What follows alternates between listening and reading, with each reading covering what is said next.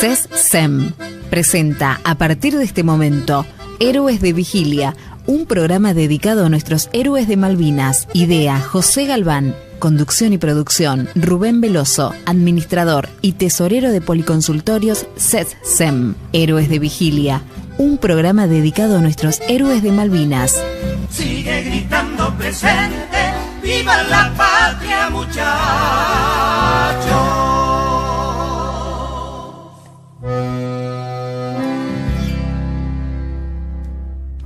Hola, ¿qué tal? Muy buenas tardes, como siempre, desde el Policonsultorio CESSEM, con ustedes acompañándolo en este día sábado, con novedades médicas, con informes, con la participación de la gente que trabaja con nosotros, que en definitiva trabaja para ustedes, para el bienestar de la salud de todos los que nos ven, de todos los que nos visitan y de todos aquellos que por ahí todavía no se acercaron al Policonsultorio. Hoy vamos a tocar un tema puntual con el licenciado en Kinesiología, Romero Walter. ¿Cómo estás, Romero? ¿Cómo te va? Muy bien, a gusto de nuevo estar acá y vamos a tocar un tema muy importante, un tema que está dentro de la comunidad. Uh-huh. Está como instalado, digamos. Instalado, se habla mucho de ese tema, que es el ACV.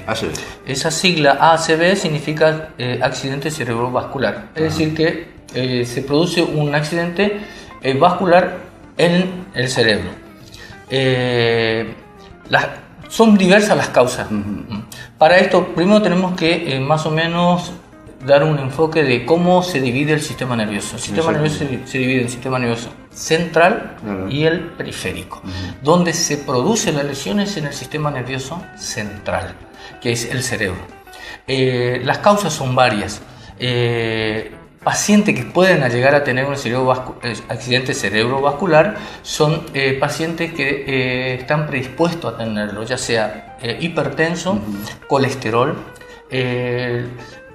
También son los pacientes que tienen una deformación o un trastorno en las arterias, uh-huh, diabetes. O sea, las causas son diversas. ¿Cómo se produce el ACV?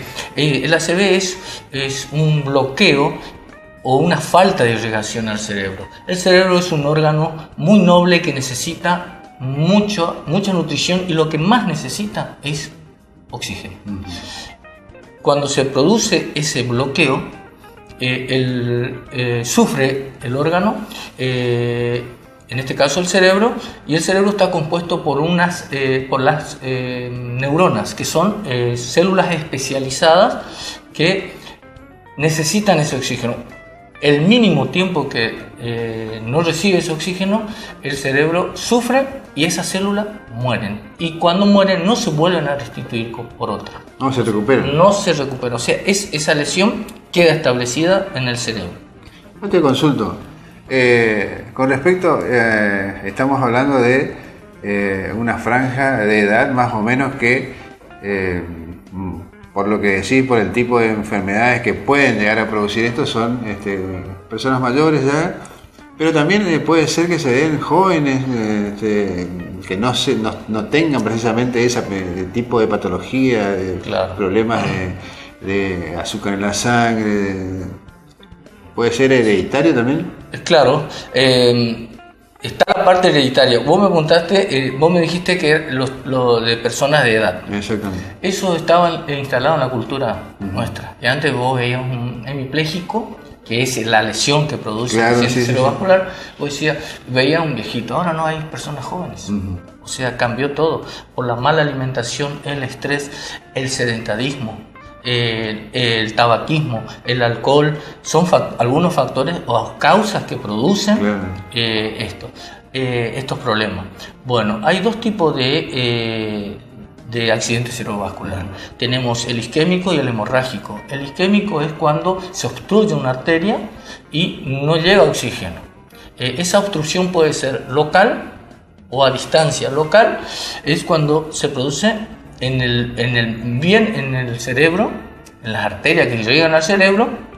Ahí se va formando un trombo, se bloquea y, como le dije, se llama trombo cerebral. Uh-huh. Y cuando ese trombo se forma a distancia y sube por el torrente sanguíneo y va hacia el cerebro, se llama embolia cerebral. Y todo esto causa síntomas que el paciente siente cuando hay un accidente cerebrovascular. Generalmente los libros dicen que hay veces que los pacientes no se dan cuenta.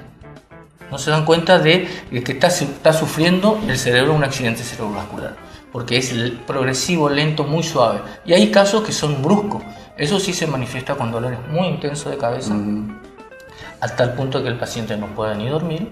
Al toser aumenta el dolor y hay que internarlo urgente. Yo tengo una anécdota de un paciente que me contó que tuvo una hemiplegia. Él venía caminando. Detrás venían la hija y la esposa, y le venían diciendo que camine bien, y él pensaba que caminaba bien. Y le estaba tomando un accidente cerebrovascular en plena vía pública, sin síntomas, sino simplemente trastorno en la marcha. Esos son algunos síntomas que ocasiona el accidente cerebrovascular. Los tratamientos son médico y kinésico. El médico es automático, tiene que ser urgente, porque el cerebro está sufriendo. Y los médicos saben qué tratar. Yo especialmente no voy a hablar de ese tratamiento porque yo médico no soy y no tengo la autorización de meterme en eso. Pero lo que yo le puedo aconsejar a la comunidad es, ni bien tienen, urgente a un centro de asistencia, ya sea público o privado. Ahí van a recibir la atención. Por sobre todas las cosas, la prevención de la salud, ¿no? Los controles para saber cómo está, análisis de sangre. Claro, antes se lo hacía de chico ya ahora, porque está habiendo casos de corta edad, los accidentes cerebrovasculares. Y hay que hacerse todos los análisis, especialmente control de la presión y análisis de sangre para ver el colesterol. Qué grado tenemos, cómo tenemos. Y después viene el tratamiento kinésico, que es el tratamiento kinésico se basa, mejor dicho, en la secuela que deja. Hay un libro de kinesiología, yo lo leí cuando era estudiante, que decía, el kinesiólogo no va a reeducar al órgano, va a reeducar las funciones que ese órgano dejó de realizar. ¿Entendés? En este caso, el cerebro. Lo que produce un accidente cerebrovascular son dos importantes secuelas, que son pues una hemiplegia o una parálisis facial, o las dos juntas. Acá hay que tener muy en cuenta una cosa: las vías nerviosas se cruzan, o sea, y se cruzan a nivel de la base del cerebro, y maneja el cerebro del lado opuesto. Es decir, una persona es hemipléjica del lado derecho, su derrame fue en el cerebro izquierdo, o viceversa. ¿Por qué digo esto? Es muy importante, porque si tenemos un paciente que tuvo el ejemplo que yo te di primero, derrame izquierdo y tiene una hemiplegia derecha, va a tener trastorno del habla. No así los pacientes que tengan hemiplegia del otro lado, porque el centro del habla se encuentra en ese hemisferio. También tenemos parálisis faciales. Las parálisis faciales son dos, una periférica y otra central. En este caso, el ACV es la que produce el accidente, la parálisis facial central. Esas serían las secuelas más importantes que dejaría. El tratamiento kinésico tiene que ser en el momento, enseguida de haber ocurrido el accidente cerebrovascular, porque esa hemiplegia que va a tener el paciente tiene varios estadios. Lo más importante es el primer estadio, que se llama apoplético, que es un estadio en el cual todo está flácido, todo cae, y luego viene el estadio de la rigidez. Y son distintos tratamientos de acuerdo al estadio del paciente. Bueno, yo lo que le aconsejaría a la comunidad es que se hagan los controles periódicos médicos, ya sea, lo más importante, análisis de sangre y de orina, para ver los valores, cómo se encuentran, hacer mucha actividad física, comer sano, y también fijarse en sus antecedentes familiares, porque muchas veces el antecedente familiar a uno ya le está dando un parámetro de qué patología puede tener en el transcurso de su vida. ¿Los días que te pueden encontrar acá en el policonsultorio? Y los días estoy de lunes a viernes de 8 a 12 de la mañana en el consultorio acá del CESEM. Las vías de comunicación para solicitar turno, para ser atendido por el profesional, 44 37 686 en los horarios y en los días que ha mencionado Walter Romero. Gracias, Walter, por estar con nosotros. No, encantado de estar de nuevo con ustedes y estoy a su disposición cuando quieran. Gracias. Consejo Médico Policonsultorios CESEM. Hola, sí, muy buenas tardes. Estamos de vuelta con todos ustedes presentándole a los profesionales que trabajan en el policonsultorio CESEM. En este caso, licenciada en Psicología, Marilena Esquiva. ¿Cómo estás? ¿Cómo te va? ¿Qué tal? Hoy quiero poder hablarles algo respecto de lo que es el daño psíquico. Que vemos mucho acá en el consultorio CESEM, justamente por la patología de posguerra. Es una patología psíquica incapacitante, que es justamente este carácter de incapacitante, que es lo mensurable del daño, lo que se mide en daño psíquico, es justamente esta incapacidad. Tiene que la persona que sufre este daño, que después, bueno, por un suceso o por una situación inesperada, en este caso traumático, ¿no? Traumático, sorpresivo, se conforma una serie de patologías que son inaugural en la vida del sujeto. ¿Qué significa esto? Que son nuevas. Nunca antes, previo a la situación, al hecho traumático, a lo sucedido, padecía de eso. Generalmente pueden ser o accidentes de tránsito, que la persona inmediatamente comienza, quizás no en el momento, transcurrido un tiempo empiezan a sentir un montón de síntomas, empiezan a sentir síntomas de depresión, de angustia, de ansiedad, que si eso se litiga, o sea, si tiene justamente el concepto de daños, es un concepto jurídico que tiene mucha relación con la psicología, y es donde a nosotras nos pide después que veamos qué porcentaje de discapacidad tiene una persona, y entonces se le resarce ese daño. Justamente la patología, el daño psíquico, tiene como fundamental característica esto de ser una patología psíquica incapacitante. Estamos en tiempos difíciles porque también como traumático, digo, y como lo inmediato, lo que se vive cotidianamente son los arrebatos, la gente, sobre todo las mujeres que transitan por las calles, que son arrebatadas por este tipo de delincuentes que generan toda una problemática, ¿no? Esa patología también de shock, como el shock.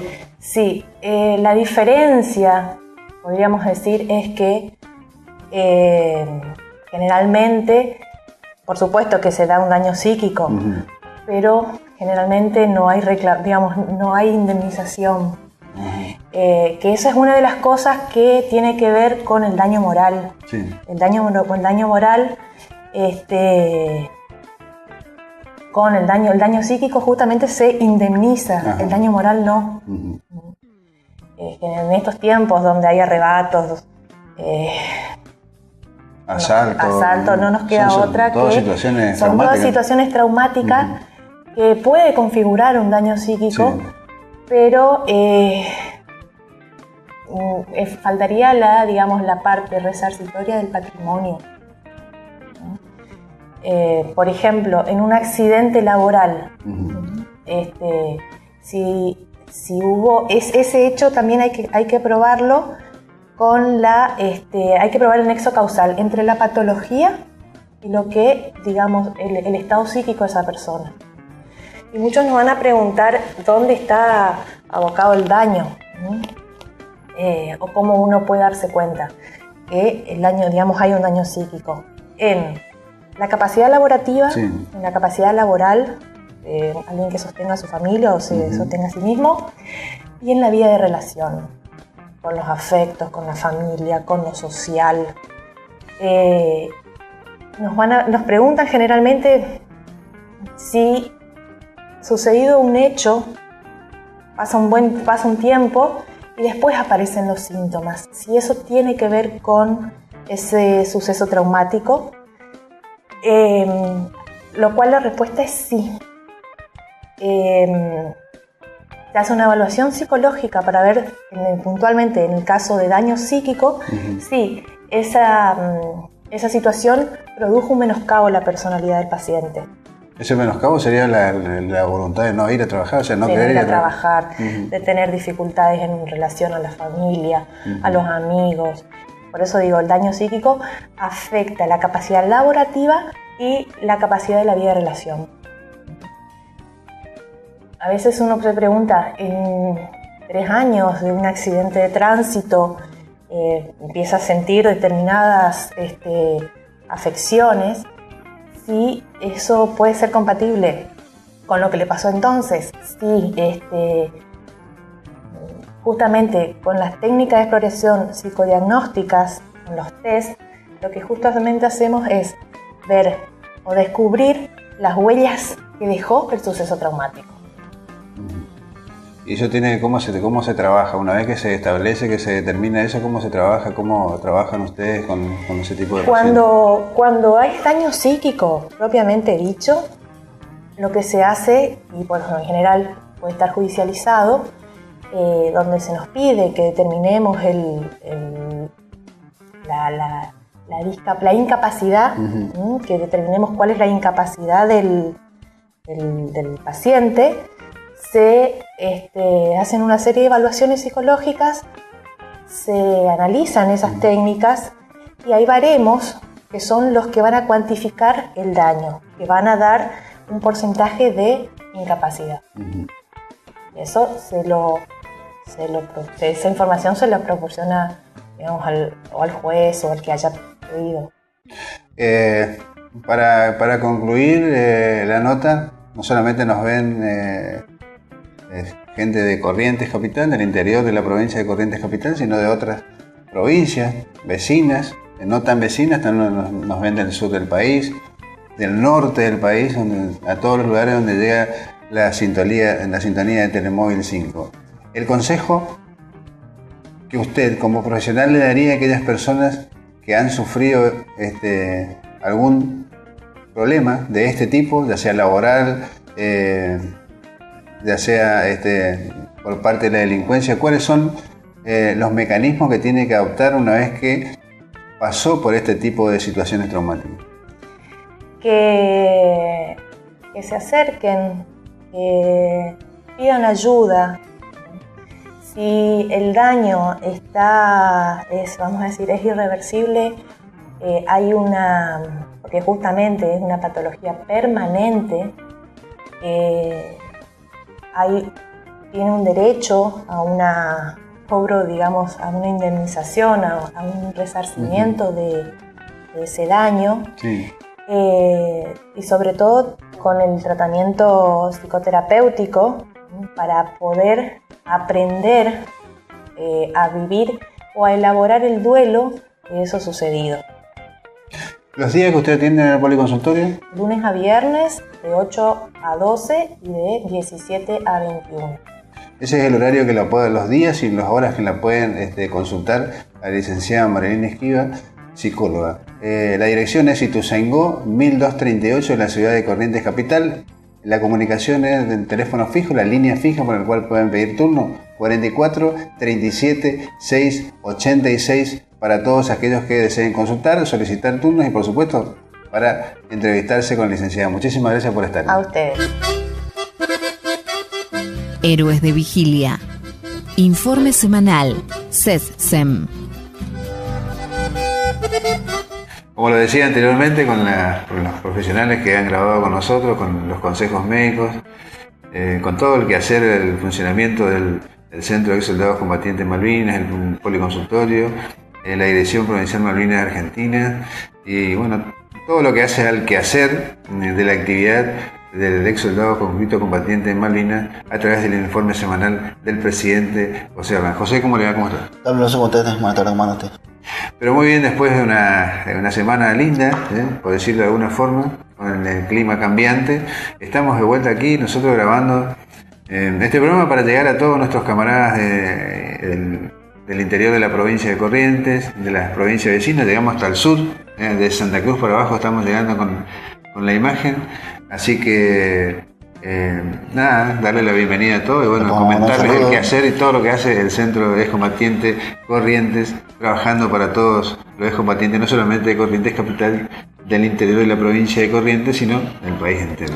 Así es, como usted lo dice, bueno, estamos trabajando para el bienestar de la familia malvinense y sobre todo mandar un saludo, aprovechar este programa a todas las madres y aquellas todavía que gracias a Dios tenemos la suerte de tenerlo. De nosotros, como hay madres todavía que están vivas, que tienen sus hijos en Malvinas, que dejaron sus huesos en Malvinas porque sus almas seguramente estarán con Dios, pero tenemos la suerte de contar con algunas madres, no muchas ya, pero tenemos la suerte, bueno, desearle un feliz día de la madre para todos, para nuestras esposas y para todos los que sean aquellas que son mamás. Las conocidas y no conocidas, por supuesto. Claro, estábamos llegando al día de mañana ya que se va instituido, pero en realidad, como decíamos nosotros, todos los días, porque están ahí permanentemente y constantemente acompañando en todo lo que podemos llegar a hacer nosotros. Es un puntal fundamental en la familia para que nosotros podamos crecer y avanzar, y con los hijos también. Por supuesto, nosotros son las que hacen la tarea más difícil de la casa, ¿no? Exactamente. Entonces, lo que te dan mismo cuando esas madres cuando realmente lo necesitan. Así es también, no olvidarnos que, si bien es cierto, Malvinas ha dejado madres sin hijos en el año 82, durante todo el tiempo que duró el conflicto bélico, también las secuelas de ese mismo conflicto ha dejado madres sin hijos en todo este tiempo, en estos 33 años que han pasado, José, así como también ha dejado esposas madres. Bueno, un saludo y un acompañamiento de este humilde programa para todas ellas y saludarlas en este día tan especial. Por supuesto, dieron su saludo y bueno, felicitarle a todos por ser madre y sobre todo tener un hijo que es héroe, sobre todo aquellas madres que tienen un hijo que quedó en Malvinas. Así es. La actividad del centro en lo que va de esta semana pasada fue importante, hubo desarrollo de actividades a nivel nacional, en las cuales ha participado y bueno, comentarnos un poquito de cómo ha sido eso, cómo han trabajado a nivel nacional y bueno, y todo lo que se viene ahora más, porque ahora hay que continuar, ¿no es cierto? Esa es una primera parte, ¿no? Por supuesto, como bien lo decía usted, el día 7 de febrero, de octubre, estamos con el Día de la Madre. Bueno, sí. El 7 de octubre se aprobó, tuvo media sanción el proyecto de la jubilación anticipada para excombatientes que trabajaron en la Nación, o trabajan, o que hayan aportado al acceso. Se tendría que haber aprobado este martes, pero lamentablemente entró y quedó en nuestra entrada, viendo ahí en el Senado, así que aparentemente todo indica de que ya no va a haber más sesión antes del 25, así que ojalá Dios quiera que por ahí quien dice, nos dan una sorpresa la semana que viene y se reúnen y se aprobaría la otra media sanción que falta, que para que ya se convierta en ley. Después estaría la promulgación y el decreto reglamentario, la publicación en el boletín oficial, todo lo que viene, y puedan retirarse los camaradas que tanto desean en esa jubilación. Hay muchos camaradas que realmente no están bien de salud y necesitan, así que estamos esperando y expectante una llamada para ver qué pasa con ese famoso proyecto, que es uno de los puntos que venía pidiendo Corrientes en los 117 cartas de pedida de audiencia a la señora presidenta y otras tantas a los señores legisladores diputados y bueno, ahora nos quedan senadores.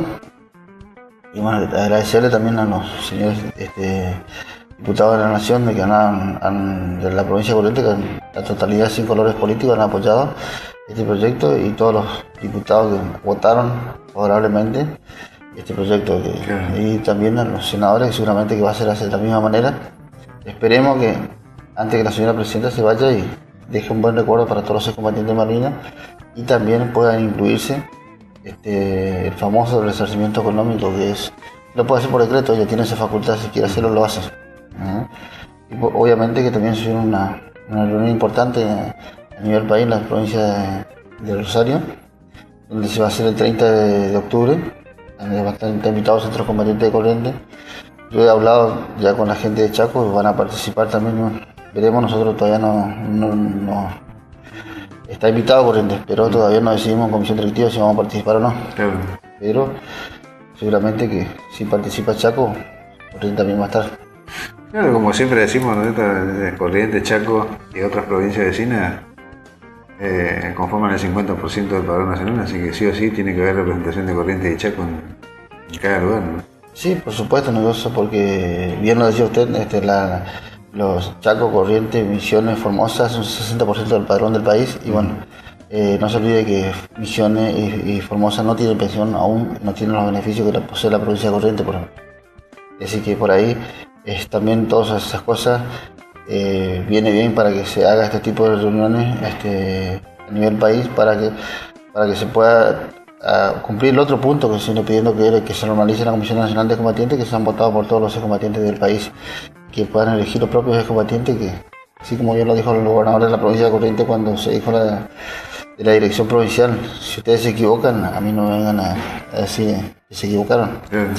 Y bueno, los correntinos me dieron esa responsabilidad veloz. Y bueno, seguramente que no sé si ya se votará a cabo, por lo menos se va a formar un equipo de trabajo. Pero vuelvo a reiterar, la redundancia, Corrientes todavía no confirmó la participación porque todavía falta una reunión de comisión directiva. Y bueno, ¿a nivel local, José? Y bueno, a nivel local se sigue trabajando para ya dando los últimos retoques para la inauguración del día 7 en la localidad de Itatí del centro de combatientes y bueno, comenzando la otra de la localidad de Murucuyá y también viendo cómo va a ser el fin de la coordinadora provincial que se hace todos los años, el último, no sé si va a ser el día 20 de noviembre o fecha confirmada, la peregrinación que se hace, porque el último feriado creo que es el 20 de noviembre. Exactamente. Creo que había una fecha dando vuelta, no me acuerdo bien que se había hablado. Sí, yo también creo que... Pero faltaba confirmación, ¿no? Faltaba confirmación. Es decir, que también eso está a confirmarse, así que nada más que tengamos la fecha, seguramente vamos a estar todos agradeciendo una vez más a la madre también y a la Virgen de Itatí, que más de un correntino o cualquier argentino le pidió en su momento en la época de la guerra de Malvinas. Así que bueno, nosotros estamos terminando esta edición.